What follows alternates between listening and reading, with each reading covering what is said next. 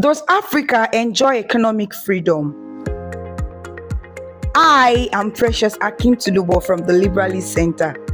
Africa is often described as a land of opportunity, but the latest economic freedom report by the Fraser Institute shows the continent is facing challenges in realizing its economic potential.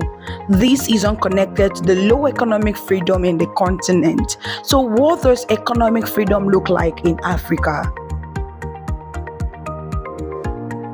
For the past 3 years, global economic freedom has been declining, and this year in particular, African countries fared poorly, with countries like Algeria ranking 161, Libya 157, South Africa 81, and Nigeria 113 in the Economic Freedom of the World Index. So, what's holding us back, and what can we do about it? One major issue is protectionism. This is an economic policy where the government imposes restrictions on imports and foreign competition to protect domestic industries. Many African countries restrict imports to promote local products. While this may seem like a good idea, it often hurts consumers who miss out on cheaper goods. Take Nigeria for instance. Restrictions on used goods and bureaucratic import processes raise costs for businesses and consumers. Algeria's government dominance in sectors like oil and gas further stifles innovation and foreign investment. Regulations are critical for economic growth, but in Africa, they often create bottlenecks. High tariffs, import taxes, and complex procedures hinder trade and foreign investment. For example, Libya's import licensing system and the South African's requirement for multiple permits slow down business operations. These barriers not only make it harder for businesses to grow, but also increase the cost of goods for everyday people. Despite these challenges, there is hope.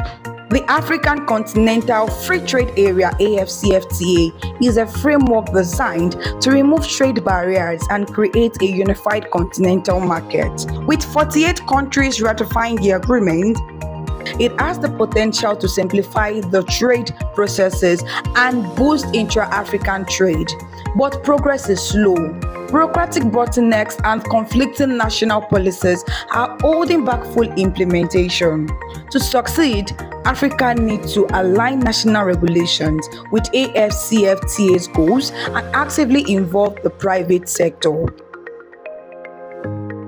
Among others, Africa needs to reduce bureaucratic hurdles and streamline processes to make it easier to do business, strengthen institutions to enforce property rights and trade agreements effectively, promote competition and reduce costs for consumers by allowing more imports, align national policy with AfCFTA goals to create a seamless trading environment, and provide incentives for startups and businesses to innovate and expand. Africa has enormous potential to lead global economic growth, but unlocking that potential requires tackling regulatory barriers and embracing reforms. Economic freedom is not just about policies, it's about improving the quality of life for every Africa. What are your thoughts on improving economic freedom in Africa? To read more on economic freedom and other pro-freedom pieces, visit our magazine at www.liberalist.org or subscribe to our newsletter at www.liberalistcenter.org.